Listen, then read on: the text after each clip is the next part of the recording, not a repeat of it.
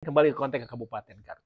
Hari esok Garut ini harus dibawa kemana sih idealnya? Karena kan kita nanti akan memilih pemimpin baru nih. Sederhana saja Pak, harapan kita nih, menginginkan lebih fokus ke benahi akhlak dan adab. Penataan daerah pemilihan dan alokasi kursi. Mendorong lahirnya pemimpin yang bijaksana dan merakyat.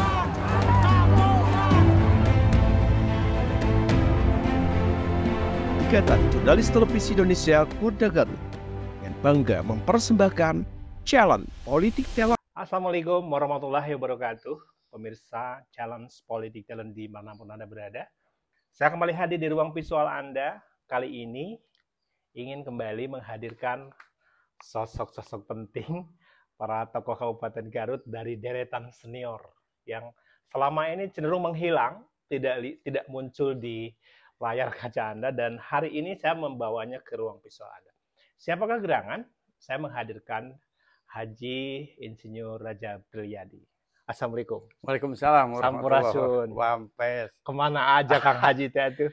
Ada kita lebih fokus membenahi perusahaan ya, membenahi bisnis ya, berbuat ya sedikit-sedikit berbuatlah. Sedikit-sedikit berbuat. Lama-lama perbuatannya jadi bukit juga. Sedikit saya ingin review, beliau adalah sosok pengusaha yang memang sejak awal debutnya terlahir dari keluarga pengusaha. Beliau juga sempat masuk di dunia politik pada eranya, dan hari ini sudah termasuk pada jajaran politisi senior.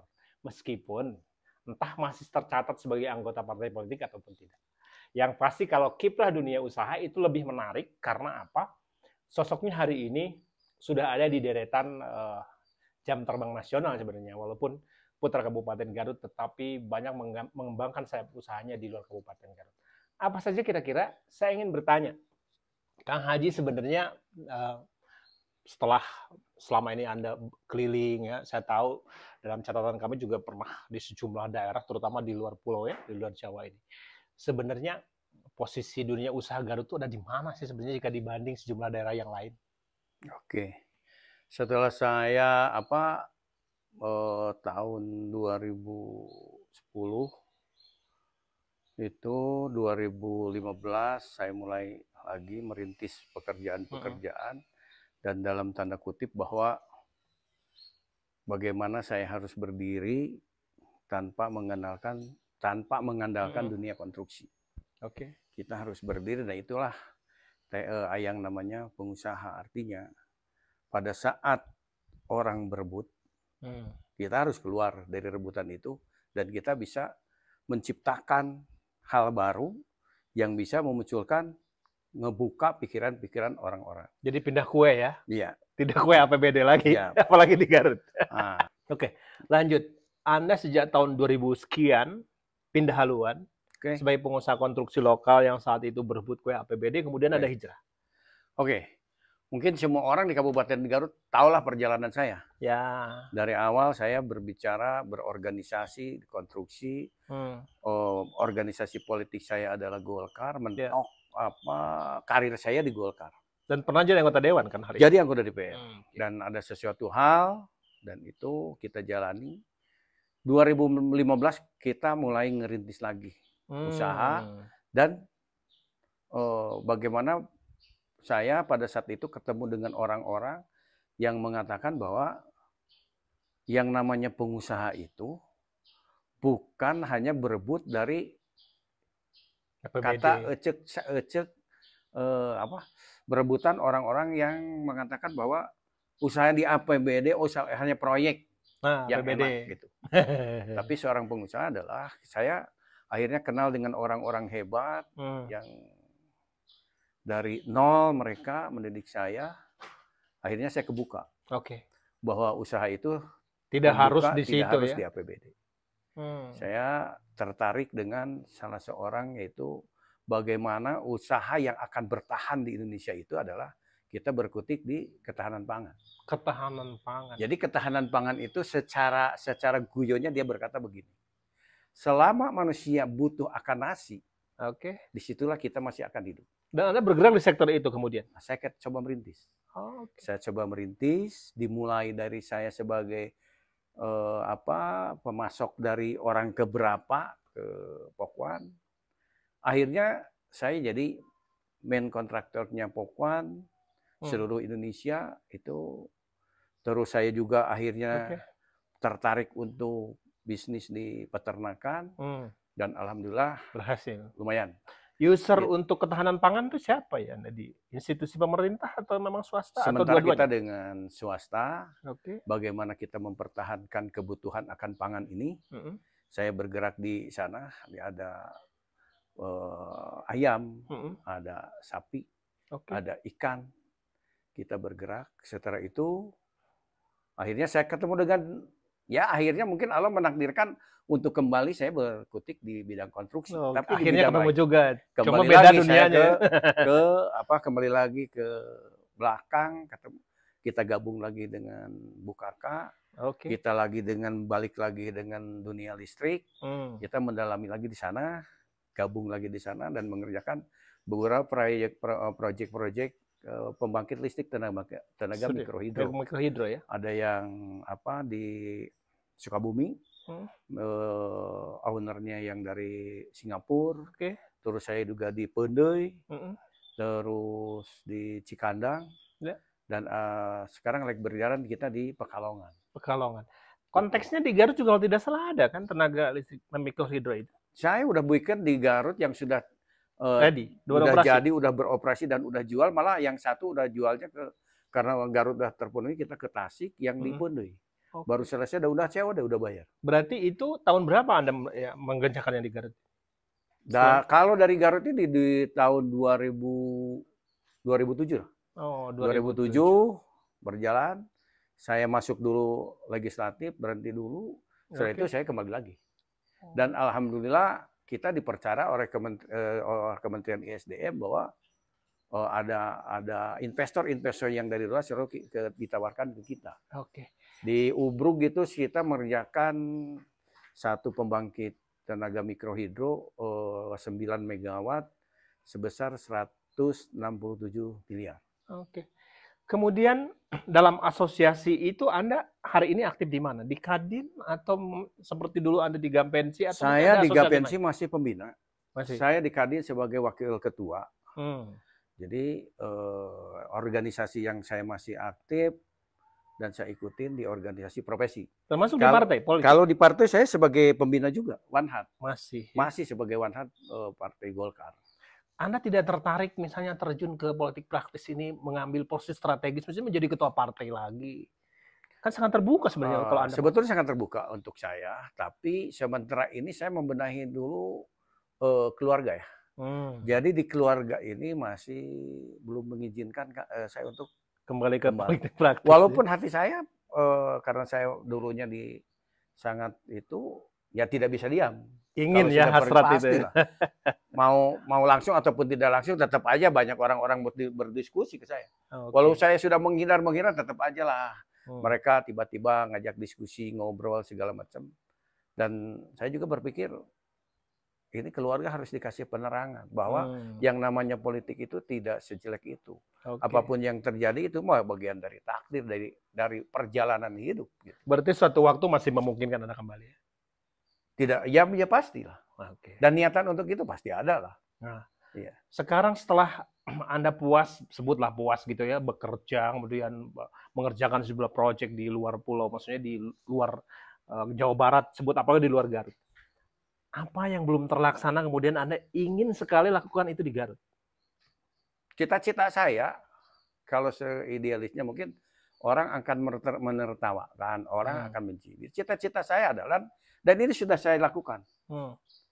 Bagaimana saya membangkitkan saudara-saudara saya, teman-teman saya, yang tidak hanya berpikiran beres sekolah, cari kerja.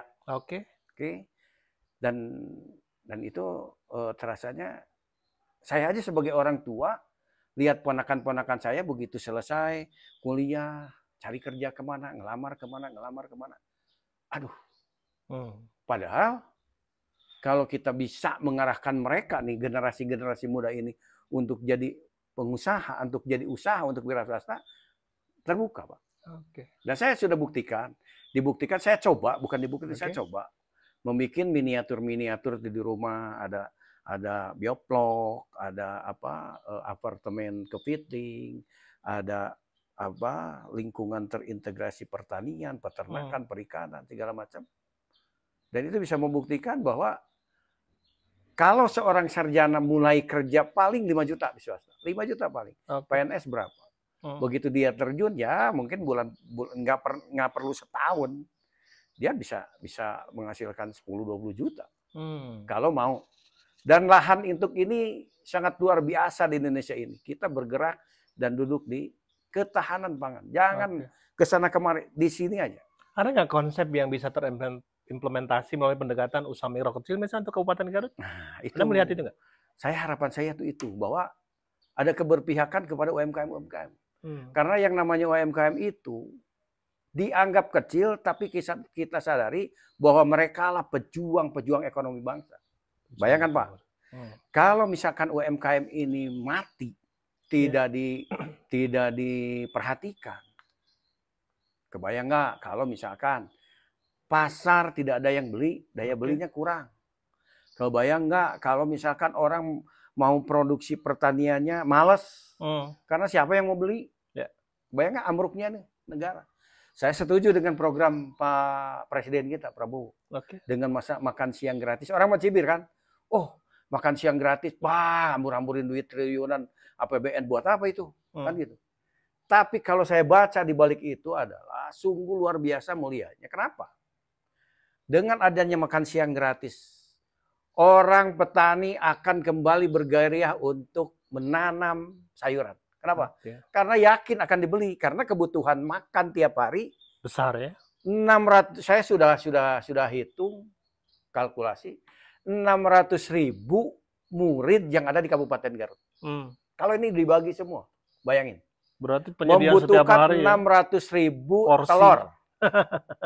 Ayam. 600.000 potong ayam. Dalam setiap hari. Bayangin. Iya. Kebutuhan KFC beli dari Carun Pokpan untuk KFC nih seluruh Indonesia. Itu kan cuma 1 juta potong. Ini Kabupaten Garut 600.000. Belum Tasik, belum apa. Bergerak yang tadinya peternak ayam demo ke istana nih. Demo ke istana. Minta perlindungan karena ayam harganya murah lah. Wah, segala macam. Dimainin mafia. Tidak. Nanti mereka akan semangat lagi. Oh, karena ayamnya akan dibeli. Apalagi kalau ditambah kebijakannya. Bahwa makan siang gratis diharuskan memanfaatkan potensi lokal. Tidak boleh ada yang dari luar. Gitu. Oke. Apalagi misalnya ada penyesuaian harga ini. Waduh. Karena hari ini udah uji coba katanya Pak, harganya belum pada masuk. Orang ke pasar semangat. Karena akan datang orang untuk beli untuk makan siang. Beras.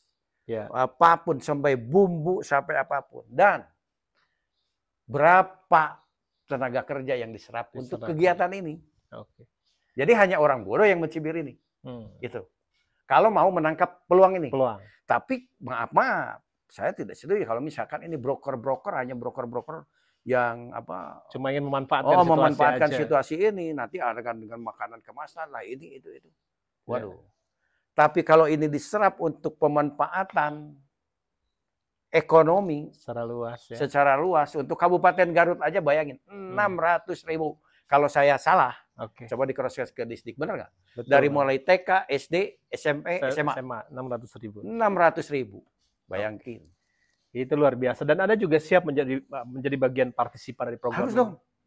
Karena itu sebagai peluang daerah ya. Harus dong. Dan mengajak kepada semua juga. Ayo. Ada porsinya besar kan 600.000. 600.000. Nggak bisa Pak. Bisa ratusan ribuan orang juga yang bisa jadi. 600.000, Bapak kalikan 15.000 berapa? Iya. Kalikan sebulan berapa? Kalikan setahun berapa? Kurang lebih 3 triliun loh. 3 triliun untuk makan siang. Tapi 3 triliun itu tidak buang-buang. Dengan uang 3 triliun itu, APBD Garut berapa? 4,5 Tapi dengan 3 triliun ini menghidupkan gairah pasar. Artinya ada uang di luar dana alokasi umum dan khusus Kabupaten Garut bergulir sekitar 3,3 triliun. Kita berbicara yang beredar. Ini luar biasa Prabowo ini. Wah, luar biasa Prabowo ini. Oke, kembali ke konteks 600.000 ekor ayam, telur ayam, berapa tahu, ton tempe gitu ya. berapa harus diserap itu, kedelai, tempe, waduh. Dahsyat ya. Wah, udah. Baik, Kang Haji, saya ingin kembali ke konteks ke Kabupaten Garut. Hari esok Garut ini harus dibawa kemana sih idealnya? Karena kan kita nanti akan memilih pemimpin baru nih. Oke. Kira-kira pemimpin yang macam apa yang bisa membawa Garut ini? Sederhana saja, Pak. Harapan kita nih sebagai rakyat Garut, dan saya masih rakyat Garut, KTP-nya masih di Garut. Harapannya adalah hentikan visi misi yang terlalu mercusuar akan ini. Jangan. Realistis ya. Udahlah, realistis saja. Saya menginginkan lebih fokus ke benahi akhlak. Benahi akhlak. Akhlak dan adab. Kenapa akhlak dan adab? Kenapa sekarang orang bangga dengan anak-anaknya yang hafiz Quran? Tapi dibayangin dengan kita dulu nih. Membayangkanlah Bang Janur dulu. Oke. Begitu Bang Janur begitu susah payah menghafal surat Al-Fatihah. Begitu mau mulai, Bang Janur pasti wudu dulu. Ya. Setelah wudu, baca ta'awud. Setelah membaca dengan tertatih-tatih sama gurunya di cepret, di gimana. Selesai baca Quran, pasti Shadaqallahul Adzim. Quran ada di kepala. Disimpan dengan terhormat, dengan mulia. Sekarang, orang hafiz Quran, segala macam. Ketemu dengan guru. Adabnya hilang. Adabnya ada. Tapi pada saat akhlak hilang, selesai. Mana ada? Jadi pemimpinnya memang harus mengutamakan itu. Utamakan akhlak, pembenahan adab, hormati ulama. Udah itu masalah program ekonomi akan begini, Garut akan dibawa kemana, itu akan mengikuti dengan sendirinya. Akan mengikuti dengan sendirinya. Karena apa? Pemerintah punya duit, Pak. Iya. Tapi ada niatan nggak? Contoh kecil, ginilah contoh kecil. Begitu cabang olahraga sepak bola juara Persigar, semua berbondong-bondong mengasih hadiah. Iya. Saya ingin jadi bapak angkat. Saya siap memajukannya. Tapi pada saat terpuruk. Ada juara musabaqah tilawatil Quran. Ada nggak? Yang tertarik untuk jadi apa? Bapak angkat atau bagaimana dimulaikan atau disekolahkan lah atau gimana? Nggak ada. Itulah adab, itulah akhlak. Harus dibenahi. Nah, setelah dari sana, silakan susun visi misi akan membawa Garut ke sini. Tapi kalau salah, setelah adab dan akhlak, kunci utama keberhasilan adalah berantas kemiskinan. Berantas kemiskinan tidak hanya dikasih duit, dikasih apa? Bangun, ciptakan lewat pemuda-pemuda desa, pelajar-pelajar yang itu dalam benaknya. Saya harus berdiri sendiri. Kemandirian tanpa tergantung dengan orang lain. Nah itu diperintahkan dalam Al-Quran. Jangan pernah menghambakan kalian kepada selain Allah. Kalau saya berprinsip, kalau bupatinya tidak A, B, saya tidak akan hidup. Ya selesai. Tidak akan hidup. Siapapun itu adalah pemimpin kita. Gitu. Tapi kita mah berharap bahwa berdiri, tegak, mandiri. Untuk berdiri. Baik, terima kasih Kang Haji Rajab, luar biasa. Ini pemirsa bukan pertemuan saya yang pertama dan juga bukan yang terakhir. Saya akan lebih banyak nanti mengupas bagaimana filosofi-filosofi yang bisa diterapkan di Kabupaten Garut. Inilah edisi yang bisa saya persembahkan dalam kesempatan kali ini. Terutama para pemirsa dimanapun Anda, di ruang visual Anda, tentu bisa menyimak dan menganalisa arah dan pola pikir seorang Haji Rajab Prilyadi. Sampai berjumpa kembali di lain kesempatan. Terima kasih atas kebersamaannya. Saya undur pamit. Terima kasih, Haji Rajab. Bila taufiq wal hidayah, wassalamualaikum warahmatullahi wabarakatuh.